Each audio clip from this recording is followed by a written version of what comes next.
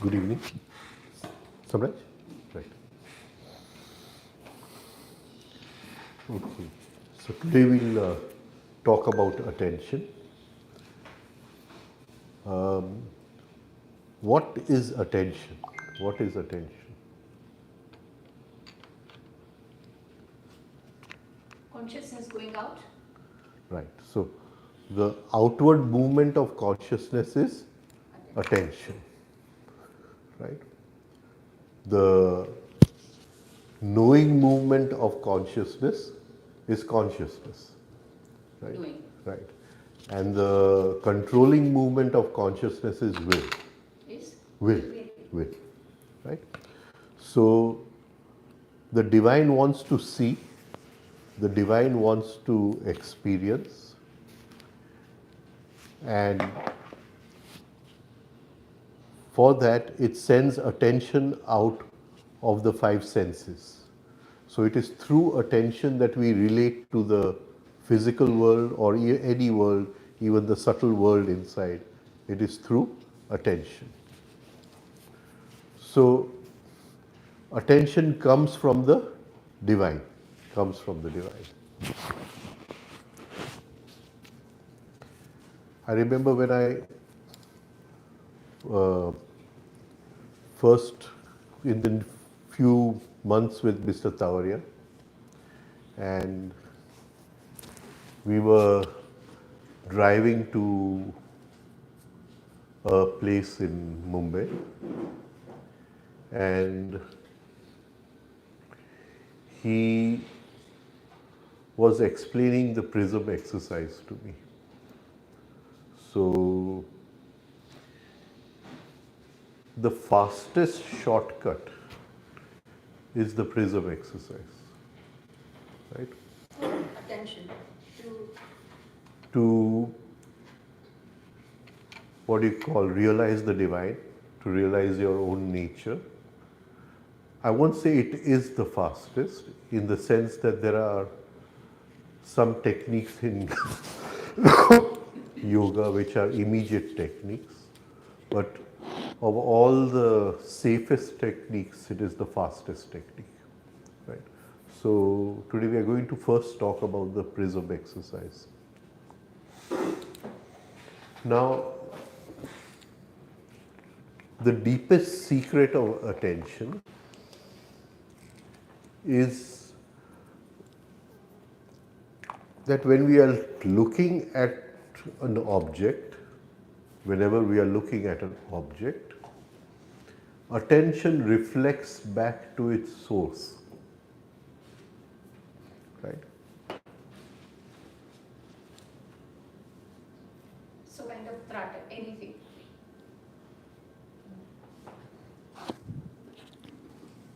So kind of tratak. No tratak. Okay. So I am looking at you, and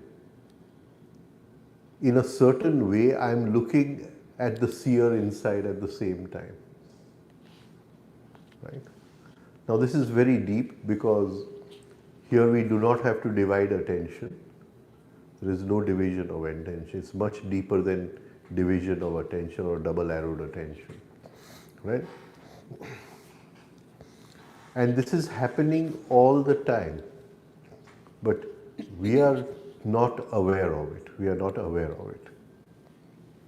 Now, to understand this, we must understand Mr. Tavaria's concept of universal mind.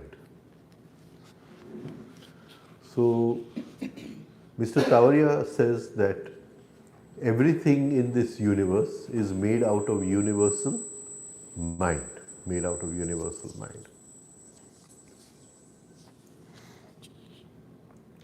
In yoga, the universal mind is called as Chitti Shakti. Right? And Chitti Shakti, it takes two forms. In the Upanishads, these two forms are called as prana and rai. Rai is all the structures. all the forms in the universe, whether it is a big galaxy or a very small cell, all structures are Rai.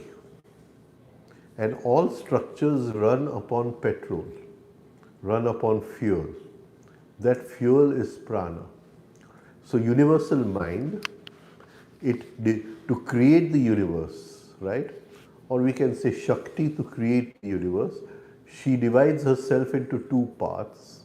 One is the part where she creates all the forms and the structures, and one is the all forms need petrol to run, all forms need energy to run, and that is prana, right?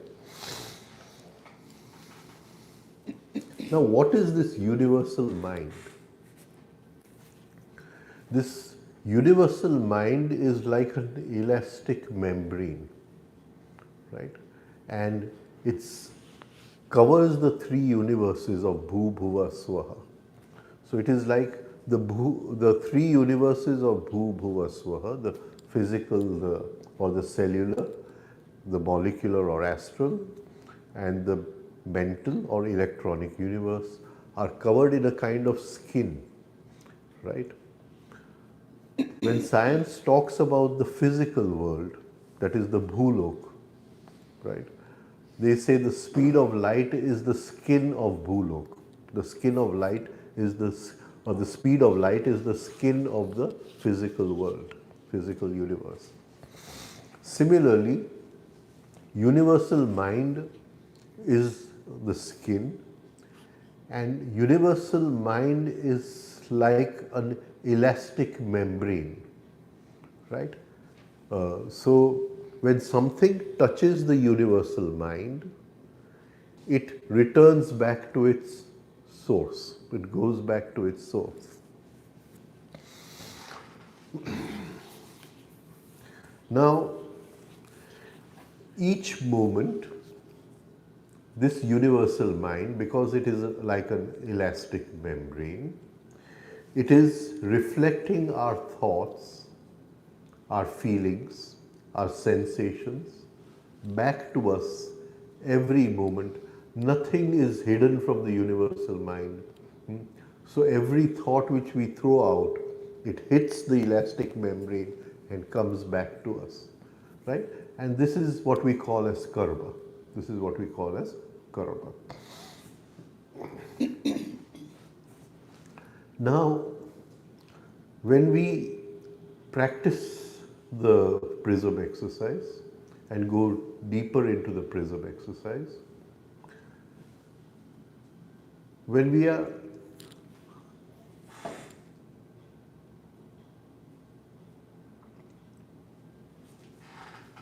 throwing out attention, right?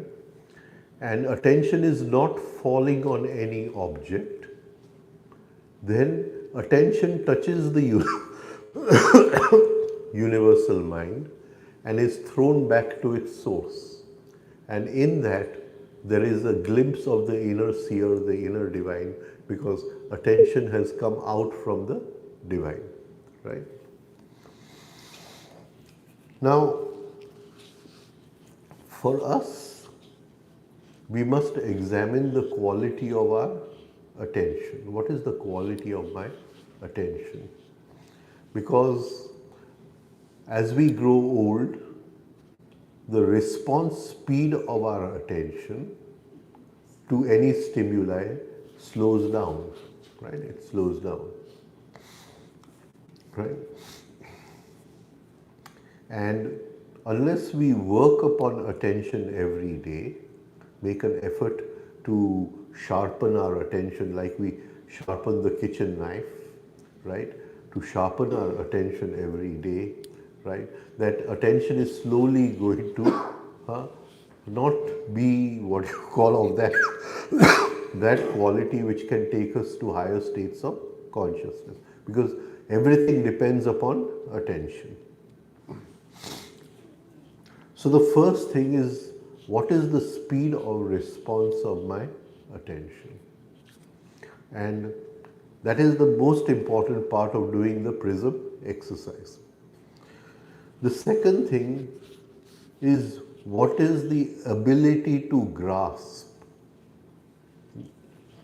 ધારણ કરવાની શક્તિ કેટલી છે? It depends on the frequency of my attention, right? Some people can grasp very easily. Some people, they don't know what is happening only. So the, what do you call, the grasping quality, the dharana shakti, grahan karwani je shakti che, of attention has slowed down over the years, right? So the power to comprehend, we can call it, the power to comprehend. And within the power to comprehend is the speed of comprehension. How fast can it comprehend? Now, there is a deep relationship between the energy of sensitivity and the quality of attention, right? So I'm looking at him and I'm looking at him with full tension in my muscles, right? Then the energy of sensitivity is blocked. The energy of sensitivity is blocked and I can't comprehend him. હું ગ્રહણ નહીં કરી શકું કારણ કે I'm full of stress myself. I don't know if I'm coming across in this. But if I'm totally relaxed and I'm looking at him, then there is attention plus sensitivity. And in that there is comprehension of the present moment. The energy of sensitivity is always in the present moment. That is why the five senses are always in the present moment. You cannot take the five senses out of the present moment.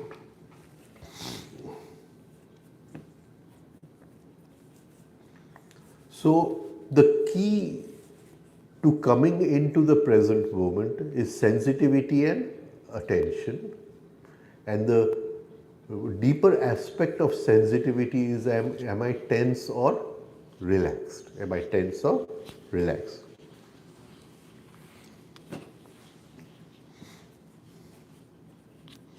Now,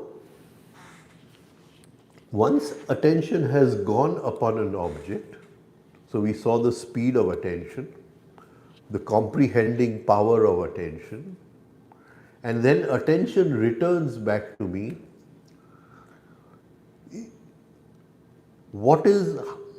How fast do I come to a state of understanding? And what is the quality of my understanding? We can take Mr. Tavaria. He's saying when I look at somebody, I can see 200 lifetimes in front and 200 lifetimes at the back, right? So in that movement of attention, there is a comprehension and there is an explosion of understanding inside, right? So the attention has gone out, it has comprehended something and it has brought it back. And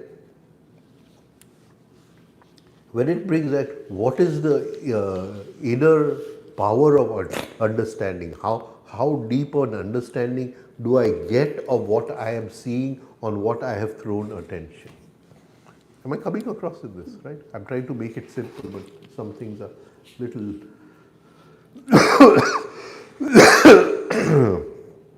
Now, try to understand this.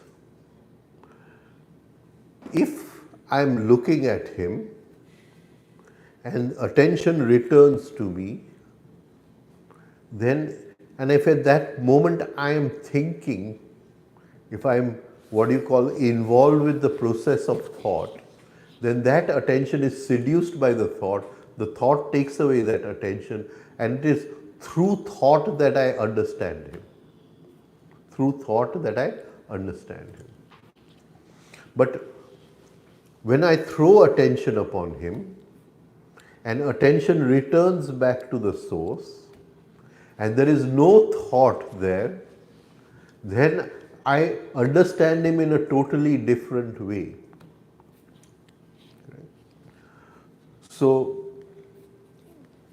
one of the very first books of Krishnamurti which I read, which was many years ago when I was in college, and that was the awakening of intelligence, right? So we can divide brain function into two parts, the intellectual part and the intelligence part. So I throw attention upon him, and the attention comes back, and if it is taken up by thought, then I understand him through thought, through thinking, through reasoning, and that is the movement of the intellect. But attention I throw upon him, it comes back and there is no thought there. Then I understand him through the working of the intelligence. This is the awakening of intelligence. The awakening of intelligence. And when attention does not, with this attention which is returning back, when it does not find any thought over there to seduce it, to hypnotize it and take it away, then that attention goes deeper and it goes to the source of attention, and we get a glimpse of the divine. So I'm looking at him, but at the same time I get a glimpse of the divine at the same time. And it is through the prism exercise that we are going to reach this, what you call, state of working with attention.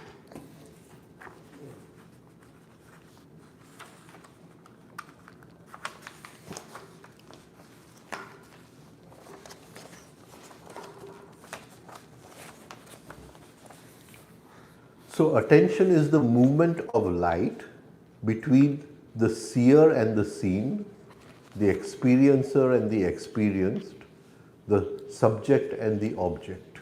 It is that movement of light which goes through. Say we are looking at a flower in the garden. The attention goes out, but before the attention can come back, a train of inner thought starts. This is a flower. It is a rose flower. American rose flowers don't have fragrance. Indian rose flowers have fragrance. There's a train of thought, and when the attention returns, those thoughts take away the attention. It can't go further than that. The attention has been seduced by thought. I have understood that this is a rose flower, right? But I have not understood the being of that flower when it is not named as a flower, what function it is performing in the universe, what is its relative state in the universe.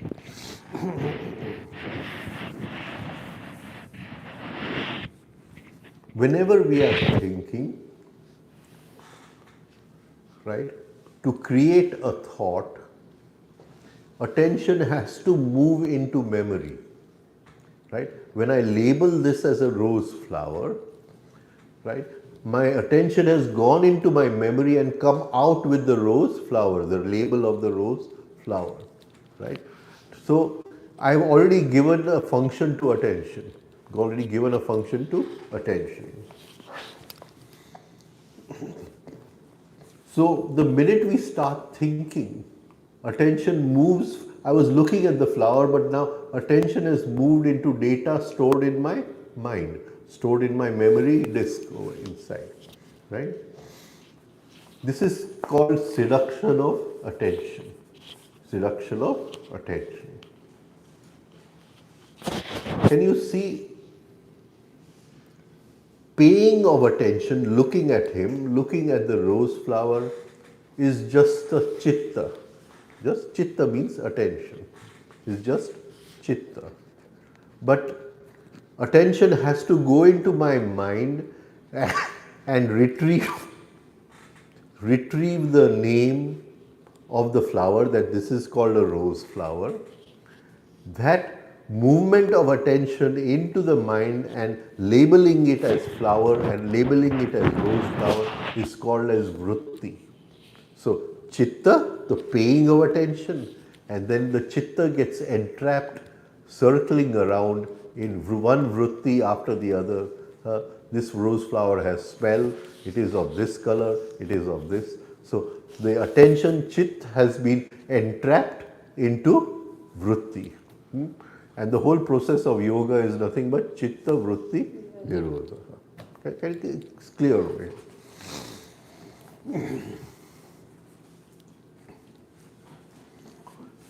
So in actuality, have we not drifted away from the rose flower and gone into our memory? Instead of being there with the rose flower, right, we have gone into our memory, right, and now we say we have understood what this is, and that understanding is from data from our memory, data from our memory.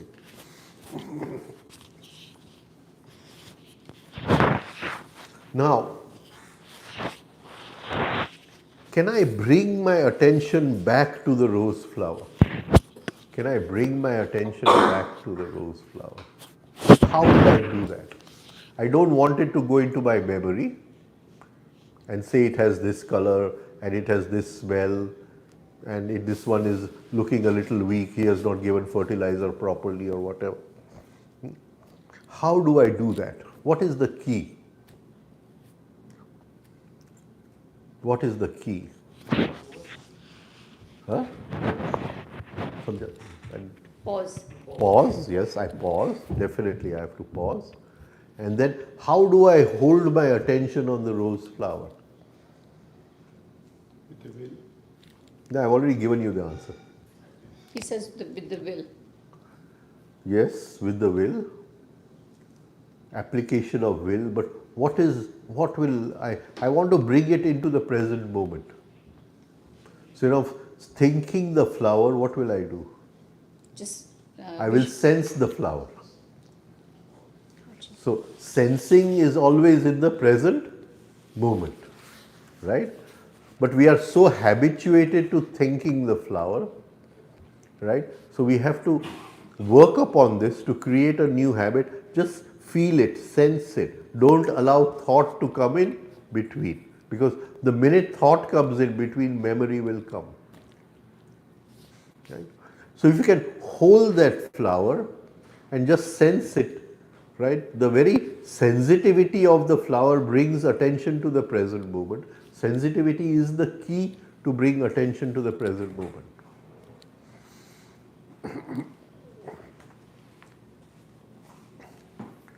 And if we can hold there for some time, and yoga says that the minimum time you have to hold is called dharana. That is, how much time can you hold it there without the interference of memory? And then there will be a different understanding of that flower, a different sensitivity of that flower.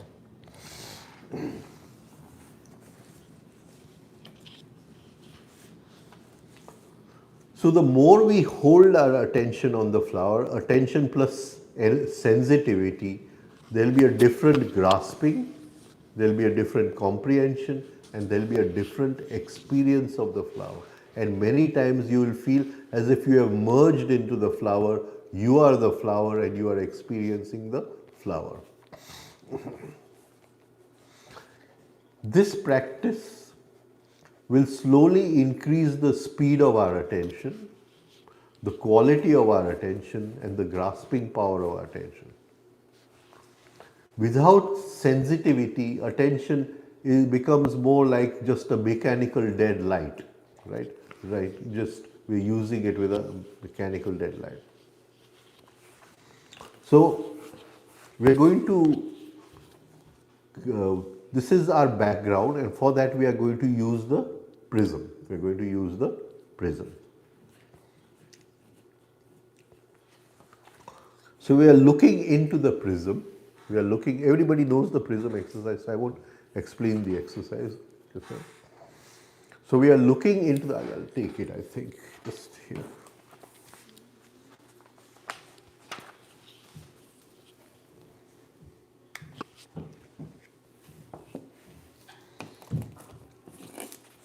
So we are looking into the prism and we are looking through the middle, through the bottom. There is no bottom. And we are trying to look as far away as possible, far away as possible.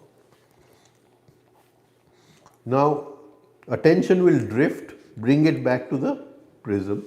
Initially, again attention will drift, bring it back to the prism. And keep on making that effort to look far away, far away, far away.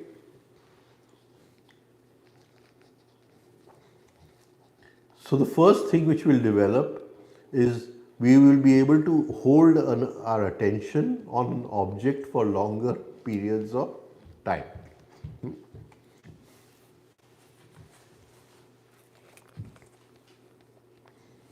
Now, in the daytime, once you have done this for 3 months, practice this in the daytime, wherever you go for your office. Supposing you're sitting in the office, visualize the prism there and just keep looking at the prism. So we want to develop a look of attention where there is no object. Just now we are habituated to throw attention upon objects. So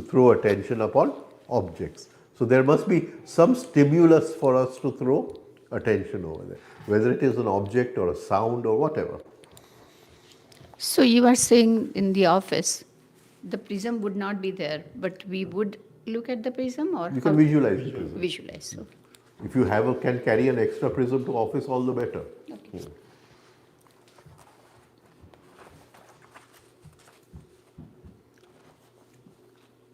So we are looking at the prism and not thinking at the same time. Pausing the thought at the same time, holding the sensitivity of the object.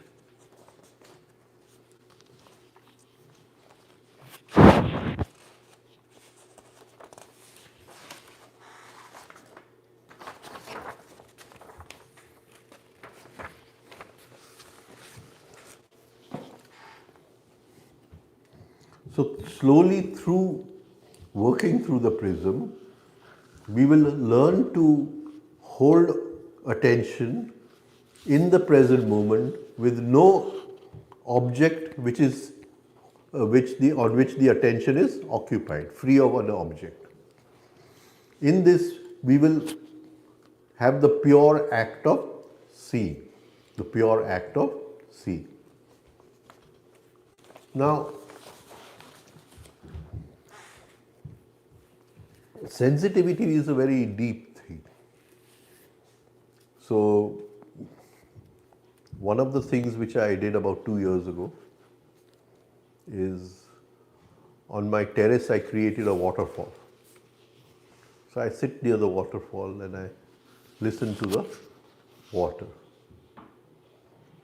So now you're listening to the water, and after some time there is a sensitivity of the water flowing. Can you see, if water is flowing from a tap on your hand, there is a sensitivity of the water flowing. Similarly, there is a sensitivity of the water flowing. Right? So if you practice this for a long time, you're listening but you're sensing the water at the same time. Now the energy of sensitivity is so powerful that when I'm looking at an object, when I'm looking just without an object, there is a sensitivity of the flow of attention. You will come to a sensitivity of the flow of attention. Now, attention is more of an electronic substance. Water is more of a molecular substance. So, water can still be felt with the senses, with the hands, right? You put it on the tongue, it can be felt, right? But attention, if you put it on your hands, it can't be felt, right? So, you will get a deeper sensitivity of the flow of attention, right? Now your energy of sensitivity has reached a very high frequency in this, very, very high frequency in this. Now as we practice this, holding attention without any object of attention, we will feel the movement of attention, and attention will fold back because it is, you're looking at universal mind, you're looking at universal mind, and attention will be, and universal mind being elastic, it will throw attention back, and you will get a glimpse of the inner seer inside. Not only that, because your sensitivity has reached this, your sensitivity is moving with the flow of attention. Our sensitivity is moving with the flow of attention. There will be a glimpse of the seer inside, there will be a sensitivity of the seer inside. So, the whole spiritual journey you have achieved just through one small prism, one soul prism.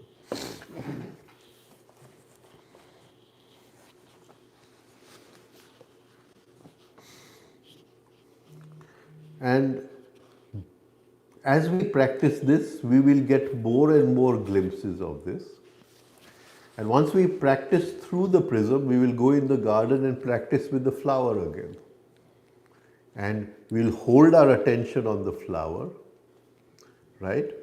And not allow a single thought to come. There'll be a deep sensitivity of the flow of attention. And because the flower is nothing but universal mind, it will, send the attention back, and we are looking at the flower and we are looking at the divine at the same time, right? This attention folding back, coming back, it is inherent in the nature of attention. In the Indian Shastra we say, Shakti separated from Shiva, but Shakti always wants to go back to Shiva, right? So it is inherent in the nature of attention that it wants to go back to the source of attention. See, in all this you are not practicing any form of self-remembering, you're not practicing any form of divided attention. The very nature of attention is to go back to its source. You're just allowing that to happen. So this folding back of attention, as you keep practicing this, you will get a glimpse of that inner Ishvara, right? And then you will know that slowly this journey will go deeper and deeper into every moment in your life. You're throwing out attention, looking at the world, enjoying the world at the same time. That attention is going back and giving you a glimpse of the seer.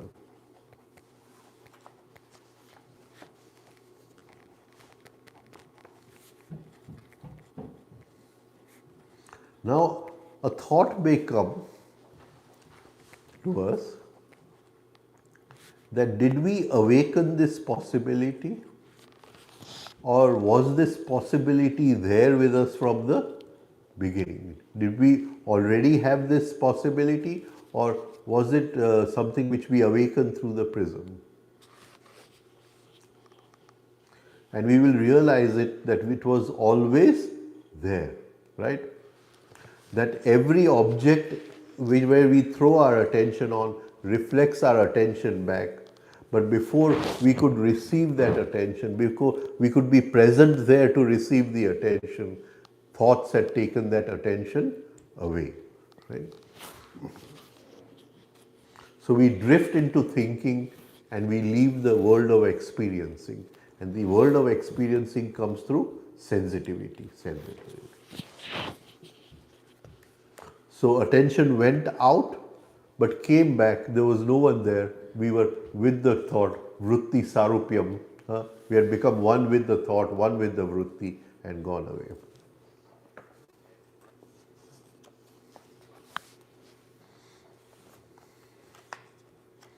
So, as we practice this and we hold the presence there, right, and the presence is there to welcome the attention back. In the, I don't know if you've read in the Bible, or there's a beautiful story in the Bible of the, the lost son, the prodigal son they call it. The story, I don't know if you've heard the story of the prodigal son. One man had two sons, and one son told his father that you give me my share of the property and I want to go out in life on my own. And the other son stayed with the father, And the elder son went out into life, right? And the Bible says that he gambled away all his money in what you call gambling and prostitutes and etc. etc. I like to change the story of the Bible. We'll change it later, right? So, and then he had no money, and in that he took a job on somebody's farm, and where he was looking after the pigs, And then he remembered that in my father's house, even a servant is better than what I am, what my state is today, right? So he decided to go back to his father's house. And his father is looking out of the window of his home. He sees from the distance his son is coming back. And instead of the son coming to meet the father runs to meet the son, goes to meet the son, right? And he has a big feast that day. The son has returned home. And the younger son feels bad about this. This is all these years I have stayed here, I have looked after you, I have looked after the farm, and this person has gone and what do you call? He's lost all his money, right? I said, so the father says he has lost all his money, but he has grown in understanding that he knows that he has to return back from where he came from. And that is why I am celebrating. You were always here. So I like to change this story. I'd say that he didn't gamble and lose all his money. I like to say that he made a lot of money, right? He became very prosperous, and he enjoyed everything that life has to give. And then he found out that there is no meaning in this enjoyment. There is something else, and that I can only find in my father's home, that father. In my father's home, and then he returns, right? So attention came out of the father, went to enjoy the world everywhere, right? And now for the first time attention is returning. So that is our presence. The father is the presence inside, our hajri, the presence, right? And the father welcomes there. So there will be that inner feeling of the father welcoming the child. There will be that holding of presence. When once we start experiencing this, there will be that inner feeling of the father welcoming the child. You've come back home after experiencing the whole world.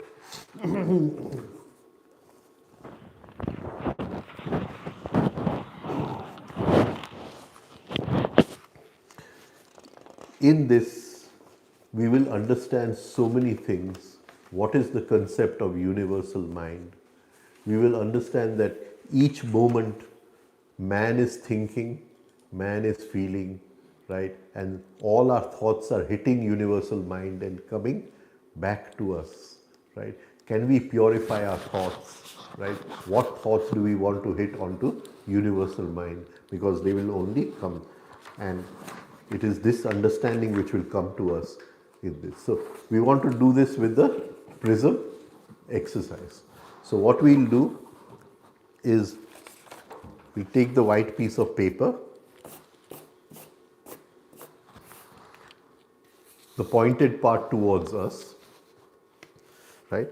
Don't do it in this artificial light, do it in the daylight sitting on your study table or on the dining table. Keep a timer for 5 minutes and look through and through the prism, as far away as possible. If thoughts come, again look deeper, right? Don't pause the thoughts. Look deeper, look further, far away. There is no bottom. right? We have lost the most valuable thing in our life, and the only place we can find it is in the prism. So look deeper and deeper.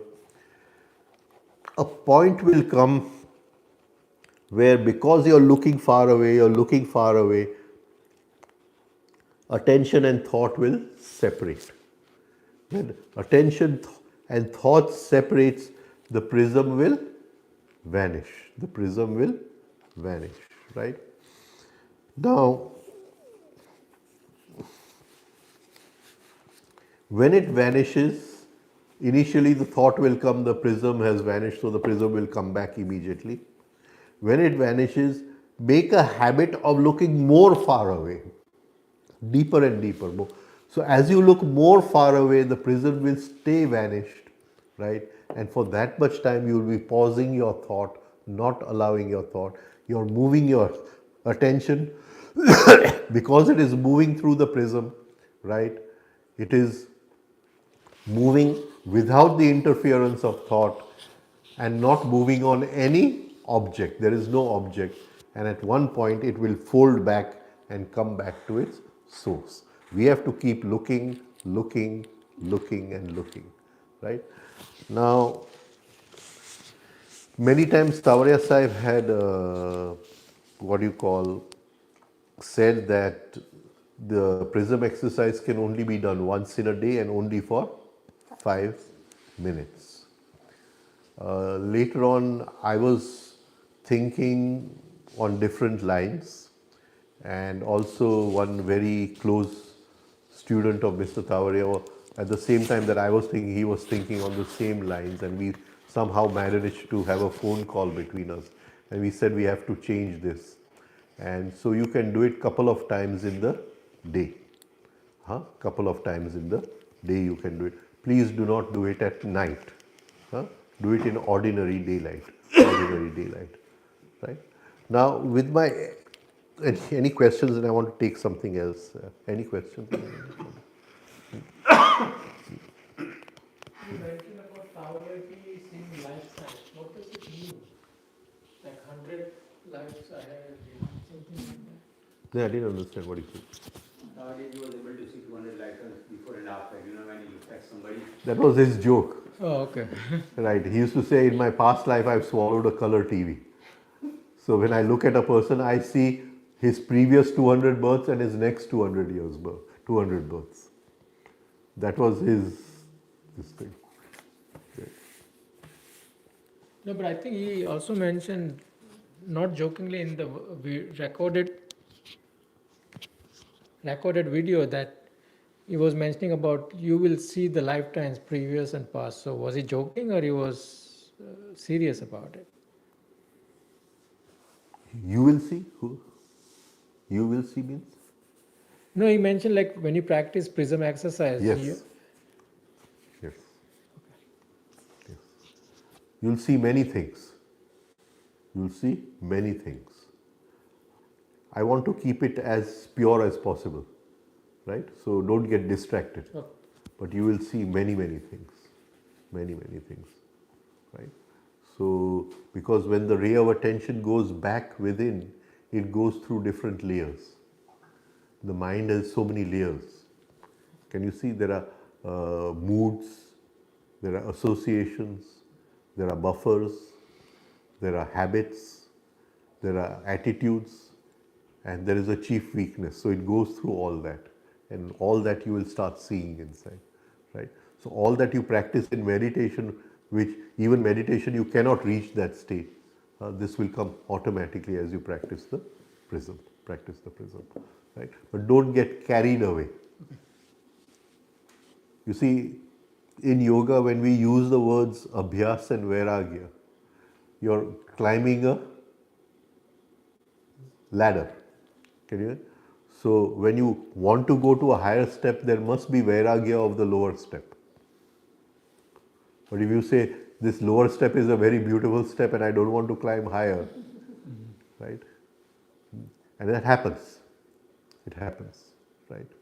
Things that happens. So there must be vairagya of the lower step to climb higher. Similarly, in this, that all the scenery which you see, there is vairagya. I'm only interested in that final moment where the attention goes to the source of attention, and that is my inner presence, my inner divine presence. Only that. Any questions on this? Anyone has? Right?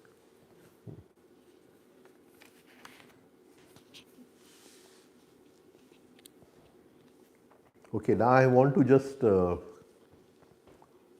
add something, because I did some experiments with the prism and I found yellow color brings prosperity, yellow color brings happiness.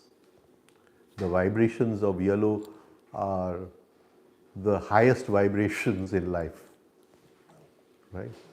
So the fruits which are yellow, vegetables which are yellow, they all contain the highest vibrations of the earth element, right? So, and there's also negative yellow, which is like when you get jaundice, it's a negative yellow, right? It's the imbalance of the earth element, jaundice. So, one of the things I decided was, let me practice this. Now, we didn't have a yellow piece of paper here, so we're just using Mayank Bhai's t-shirt, right? So right, so you can put it, and this is a perfect yellow color, the yellow of the ripening of fruits and all that.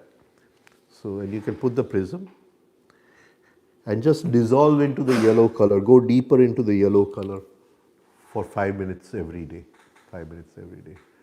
And it will bring a lot of happiness in your life, lot of happiness in your life, right? Because the vibrations of the earth are happiness, right? Supposing tomorrow we want to start a new shop or enter a new home or something of that sort.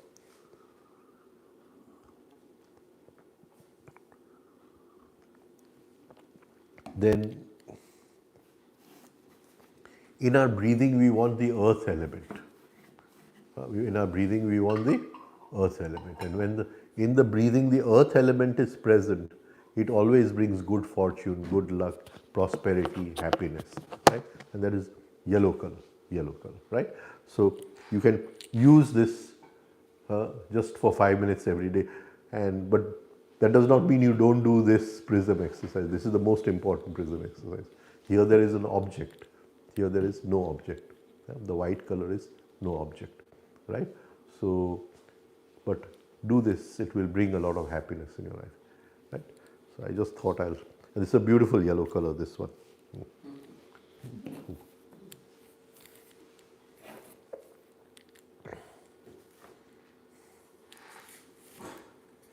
So consciousness in the Hindu Shastra is called as Hiranyagarbha. Hiranyagarbha means gold, right?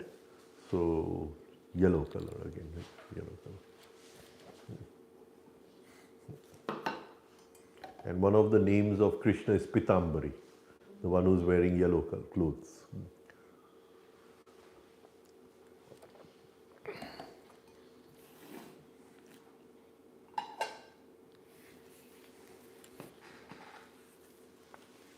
Bolo. Any questions, anyone?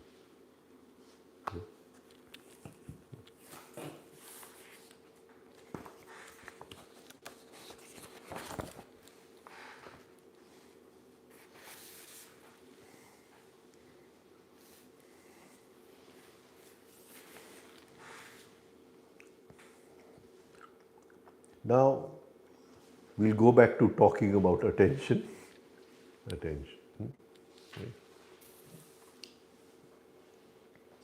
When attention follows a passive path, when there is no control in attention, right? It follows the path of least resistance.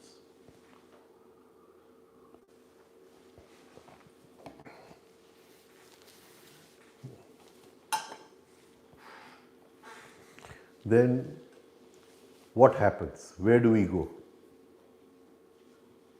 Daydreaming. Daydreaming. We go into daydreaming or brooding, right? So when it follows the path of least resistance, We go into daydreaming, brooding, and one more thing. The inner chatter. The inner chatter. These are the three, what do you call,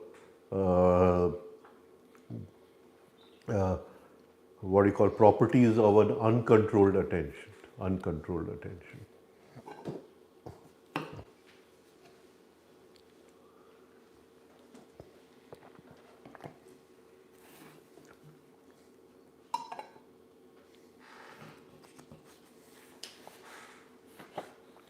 So lack of attention is zero attention, when we must be able to identify when we are in a state of zero attention, right? Daydreaming, inner chatter, brooding, right?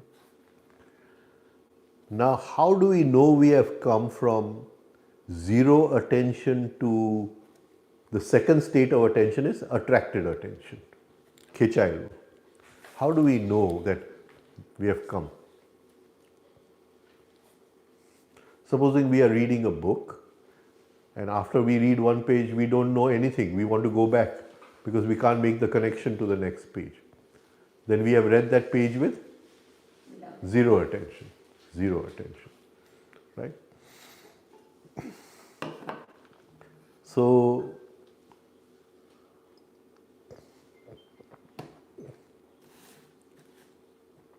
I'm driving the car, right? And I see a poster of a new picture, new movie on the road, right? And my attention is automatically, right? And I realize I was driving with nearly zero attention, and suddenly my attention has been attracted. Sometimes we are reading a magazine with zero attention, but suddenly in the magazine there is an advertisement, right? You do this mantra, all your problems will go away. So from, right? Right, from zero attention you go to attracted attention.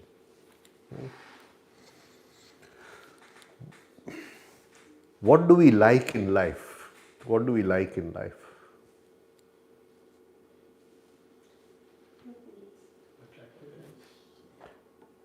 We like to do those activities where we do not have to use will to control attention. Right? So we go to a movie, we don't have to use will to control attention because attention is automatically attracted by the movie. You see?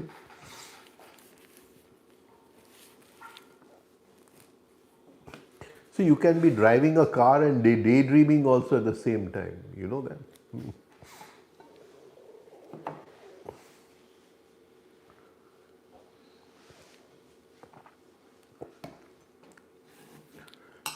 If you observe people,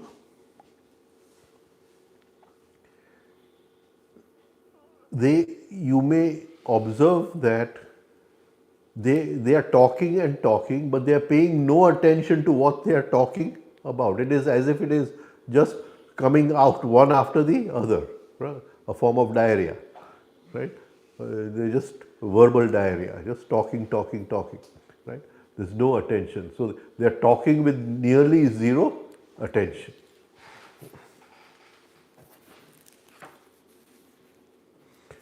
So the basic quality of man's essence is lazy. It does not want to make an effort. It does not want to make an effort.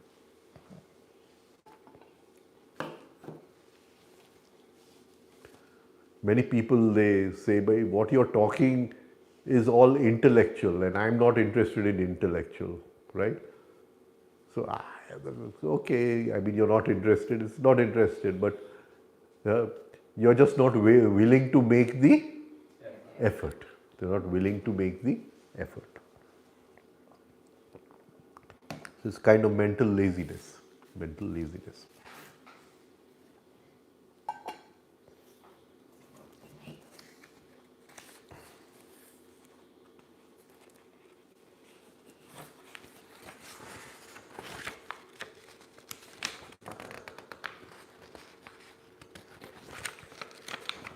So the only way to move on the path of consciousness is through the right use of attention, right use of attention. We have to move to a higher state of understanding, a higher state of consciousness.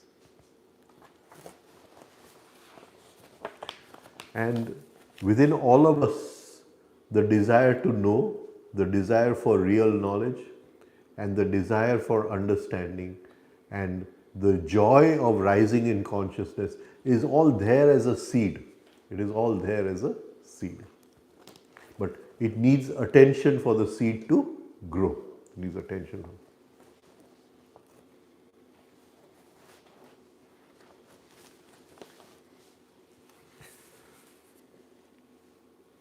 Now, the second state of attention is attracted attention. Attracted attention. And where do we see this today very often? In today's youngsters, what do we see? Social media? No. Say they'll take up one subject, and as long as the subject excites them, they will do it. And then after 3 or 4, they'll get bored. Right? They get bored and they say, now I want to do something else. I'm not finding this thing. Now, so you see, now if you want to go too deep into any subject, you have to overcome that moment when you get bored. For some time, every subject will attract your attention. You will feel excited. And in excitement, there's attracted attention. Or there's so much fun doing this. Then after 6 months, suddenly when you have to put in real effort, right, you'll say, now I'm getting bored. It is not attracting me. I want to do something else. And we see it a lot these days, right? That they change from one thing to another thing to another thing.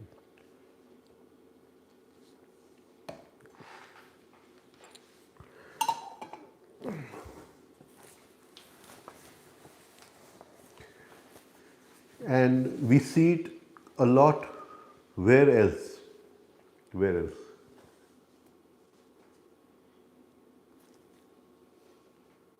Where else? The so-called spiritual path. Right? So you meet people and they can't do one thing. They cannot follow one way of doing. They'll say, I have done this, and I have done Reiki, and I have done pranic healing, and I have done this sitting in silence, and I have done that, and I have done this. And in the end, they have done nothing. They've done nothing. They've only done it as long as they were excited by it. When the boredom came in, they dropped it and they started doing something else. And the real time to do it was when the boredom came in. You have to invest your attention, use your will, and go deeper into the subject.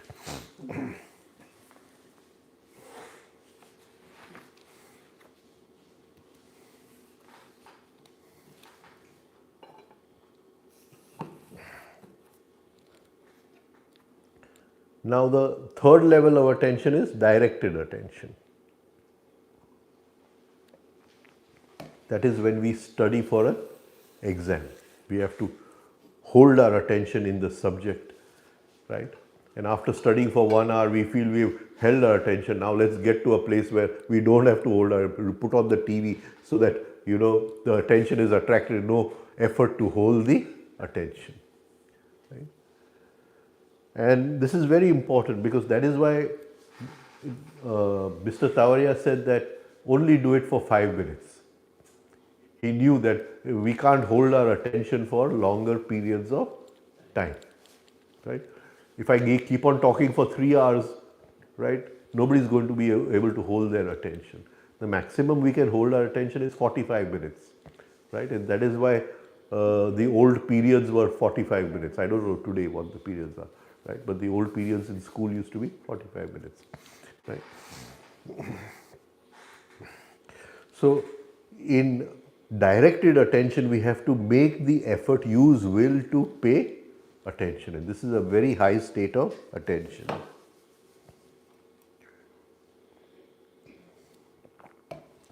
And sometimes this happens in a detective novel also. You're attracted attention, no effort, you're reading, and suddenly you lose the plot somewhere. You can't suddenly you don't know what is happening in the plot. You have to go back and read with directed attention and get the connection to where the plot is. Of course, now we see serials more. We don't read old novels and all, but in the old days it used to happen like this.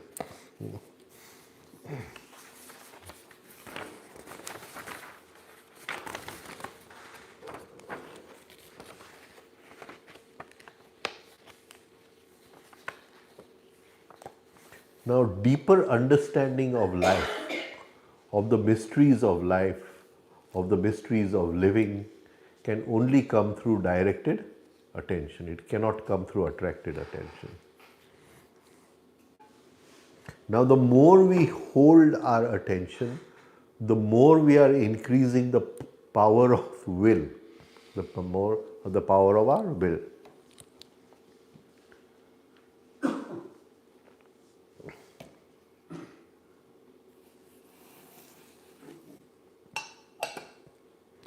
So directed attention is sattva, zero attention is tamas, and what do you call attracted attention is rajas, right? It is this combination of these three which is going to take us on the path. Mr. Tauria calls it as IES. IES.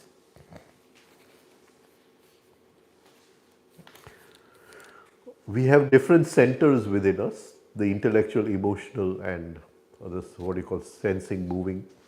And the higher parts of those centers cannot work without directed attention. Directed attention.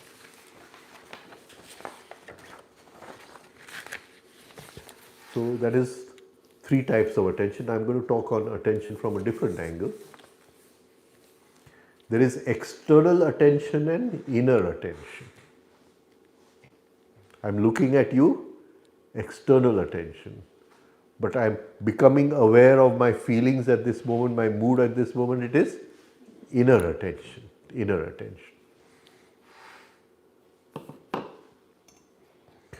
All science is gained from external attention. All Atma Gyan comes from inner attention. Self-knowledge.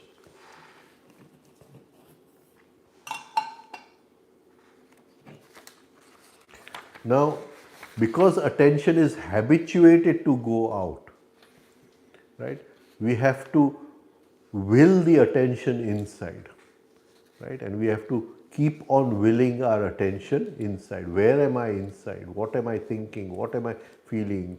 Can I sense it? Can I feel it? Can I observe it? So, just as we have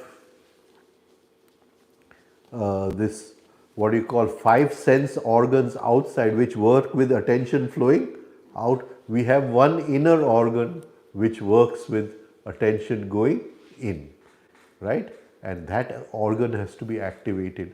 So we can also say when Patanjali is saying tada drashtuhu swarupe avasthanam, it means that the inner organ of sending attention inside, feeling what is happening inside, has been activated. So we have to train our attention to work outside the senses by studying for an exam or whatever, directed attention, but we have to also train our attention to go inside also and observe the different layers of the mind, the working, because the divine is behind all those layers. And as we observe more layers, we rise in consciousness, right? So we have to develop this inner organ of perception, this inner organ of seeing does not come to us automatically. It is only developed through our personal efforts.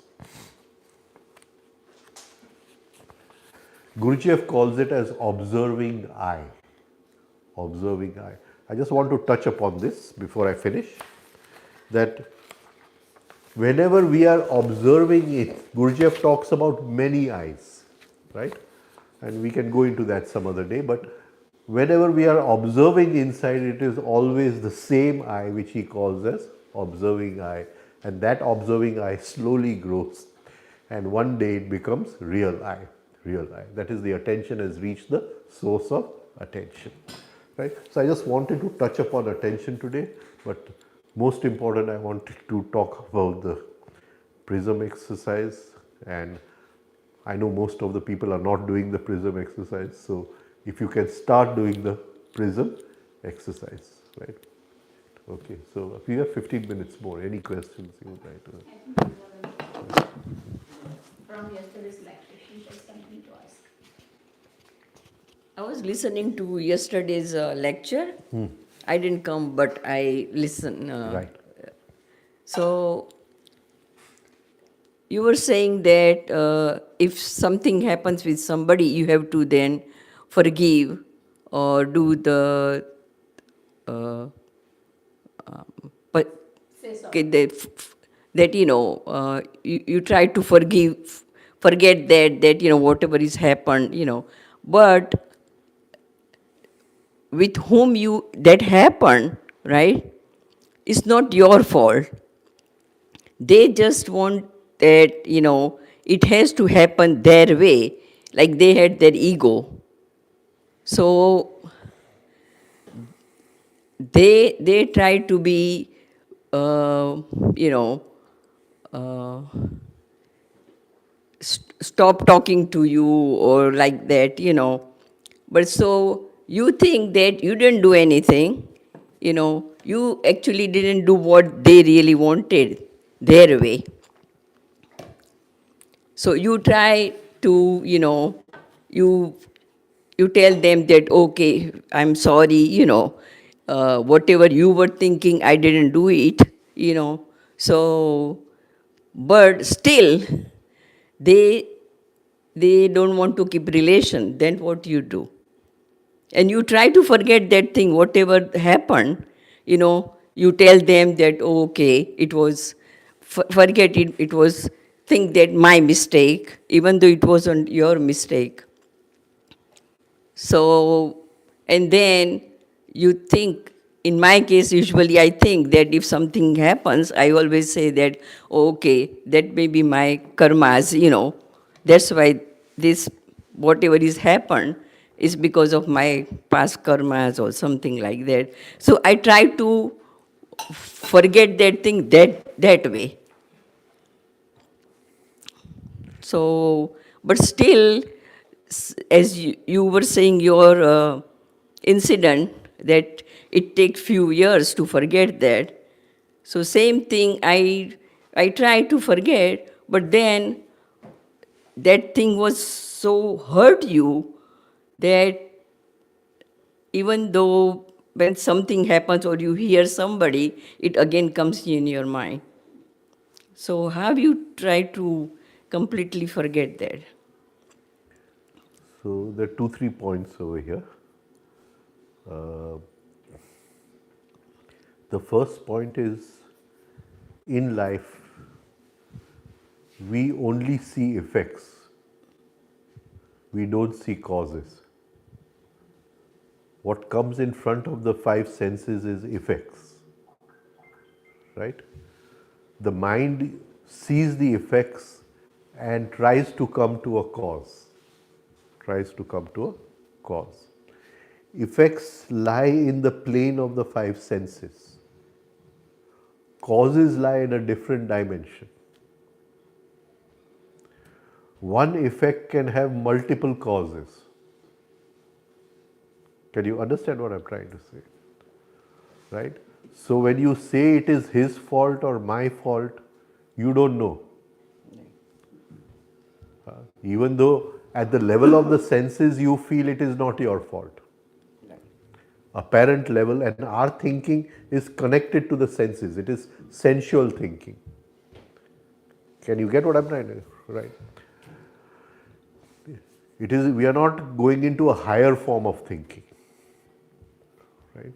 It is a sensual thinking, and in the sensual thinking, I see I have not done anything wrong.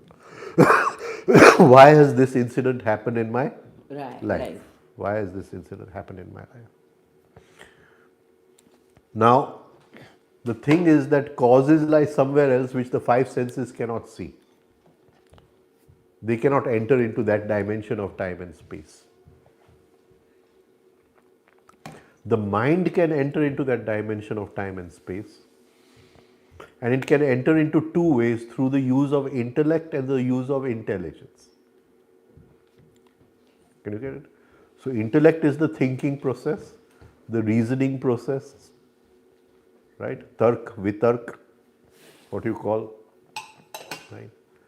But tark, vitark and reasoning has its own limitations, right? It can, if the causes are an iceberg, it can only see the tip of the iceberg. It can't see the other part of the iceberg which is lying below the water, which is 8-9 parts of the iceberg, right? So what you are seeing is 1/9. Can you understand? I can give it to you in another way, that the logical mind can only process 16 thoughts per second. Right? The higher mind can process 500,000 thoughts per second. That is intelligence. You understand? So, effects lie at a one plane of time and space, causes lie at a different plane of time and space. And when we say it is not my fault, we are only looking at the effect. We don't know the cause of why this has happened. Right? So first there must be acceptance of that I don't know why this has happened. Second thing, there is no coincidence in life. That it happened to me and did not happen to him. Can you understand? If it happened to me, then there have to be causes behind it. Get it? And to understand those causes takes sometimes many years of understanding. To come to that level of understanding where I see life from causes and not from effect. You understand? Now, I'm going a little deeper than this. So one effect can have many causes, and behind many causes there can be cause of cause. Can you get what I'm trying to say? Now, before you decided to take birth, the cause of taking birth was your soul. I don't know if I'm able to come across in this. Right? So he is the cause of cause. Samjha what I'm trying to say? Now, just say that you're going shopping. You're going shopping and you open your fridge and you say there are 3 bottles of orange juice in the fridge. Are you going to shop for orange juice? Huh? You're not going to shop for orange juice. Can you understand? Right? Of course, there are people who may like to have filled their fridge with orange juice. That is a different matter, right? But you're not going to definitely shop for orange juice. So you're going to see what do I not have which I need. Right. Can you get it? And you're going to make a list of that, and you're going to Buy that. Now, the soul has come, cause of cause. We are not going into the causes. We are going to cause of cause. I don't, I'm coming across, right? So the soul has come for a singular purpose, to rise in consciousness. So he wants to invite those kinds of events in life, not a particular event, a spectrum. Those kinds of events in life on which he can rise to a higher state of consciousness. You get what I'm trying to say? So he has already invited the events before he was born. पकड़ाई छे. Supposing I fall in love with a girl, right? And she leaves me. And I say, no fault of mine, right? Whatever wrong had to be done, she did the wrong. And it happens. I've got cases now in the last few days only, I'm talking about, right? It's all her fault. Can you get what I'm trying to say? But the soul said, I'm now talking in Gujarati a little, just to give you, because it's a little difficult in English, right? So the soul said કે મારે વિરહનું પગથિયું ચડવું છે.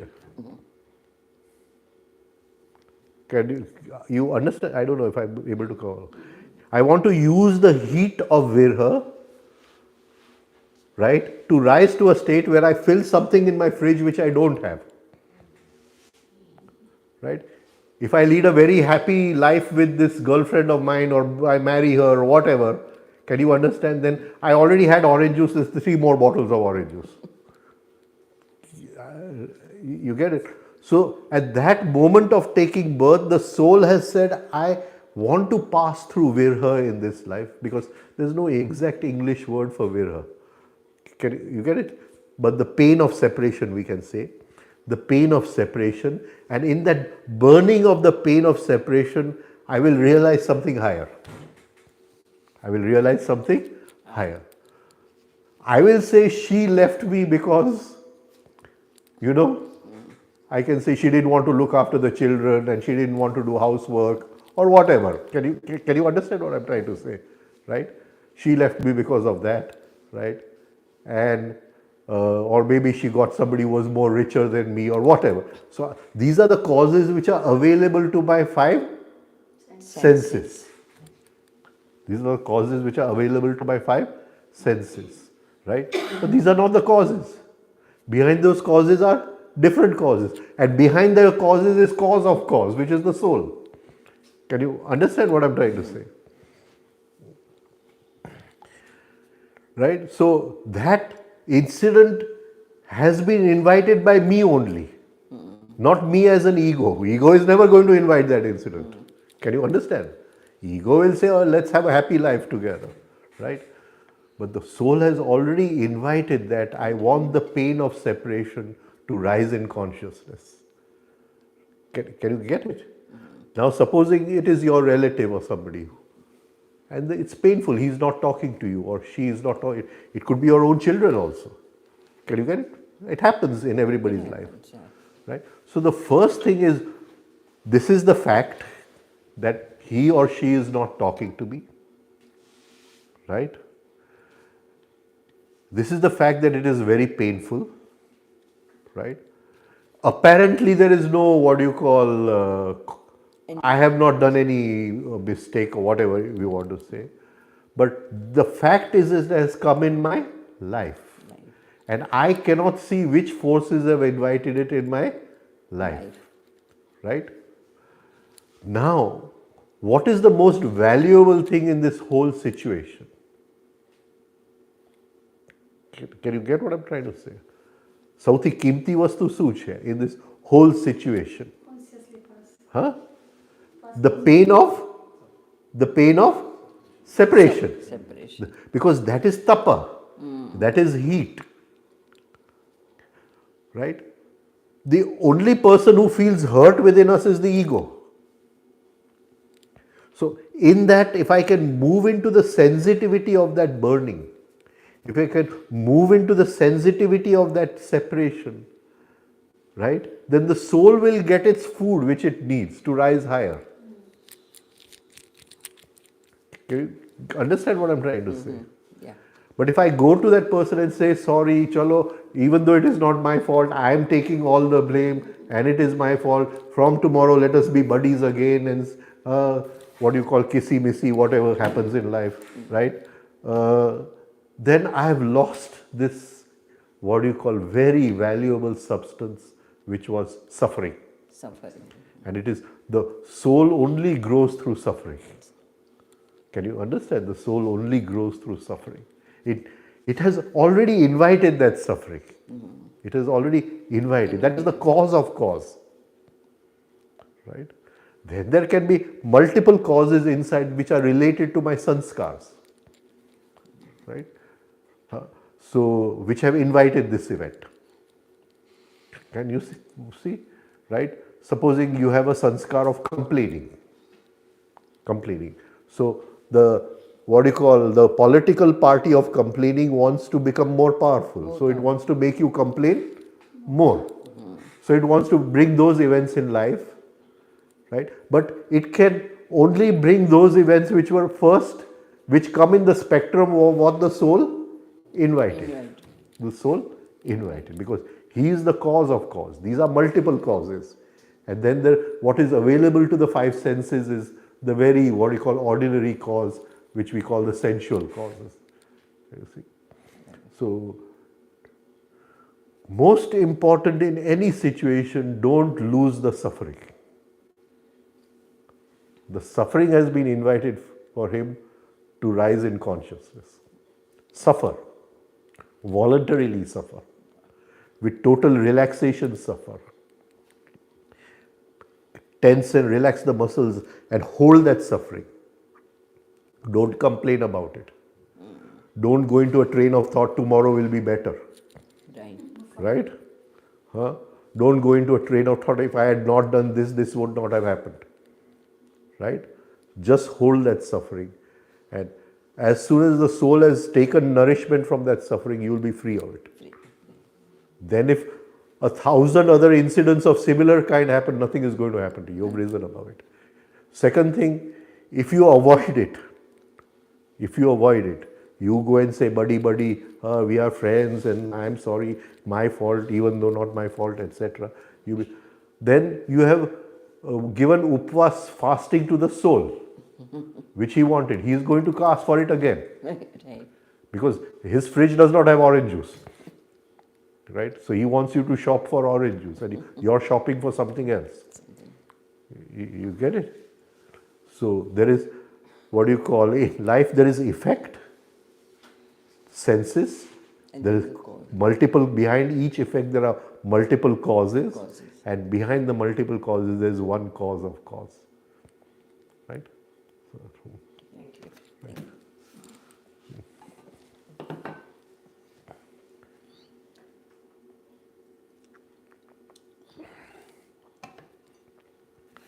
Whenever suffering comes in life, always say it has come from the higher. It has come with some reason. It has come with some reason, deeper reason, which my five senses and my ordinary thinking mind cannot understand. So don't overthink it. Don't overthink it.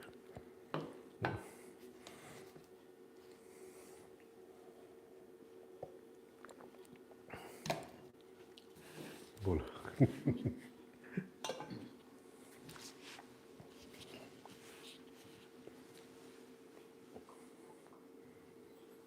Prism karjo, please do the prism. Please do the prism. It will, because we are all at a very age where the death is not very far away, right? And so the maximum you will achieve is through the prism. Maximum you will achieve through the prism. Prism અદ્રશ્યત ના થાય તો શું કરવાનું? Don't just keep looking further away. Okay. Our aim is not that. Our aim is to look far away. To look far away. Deeper and deeper. Deeper and deeper. Like the same thing, far away or deeper and deeper. Same thing. Same thing. It's like this, that somebody is coming from far away and you can't recognize. So you're doing this. Who is this who is coming? Right? Similarly, through the prism, who is it? Who is it? Who is it? Still further, still further. So that is not the. If prison doesn't disappear, that does not mean that we are not doing it right way. Don't worry about it.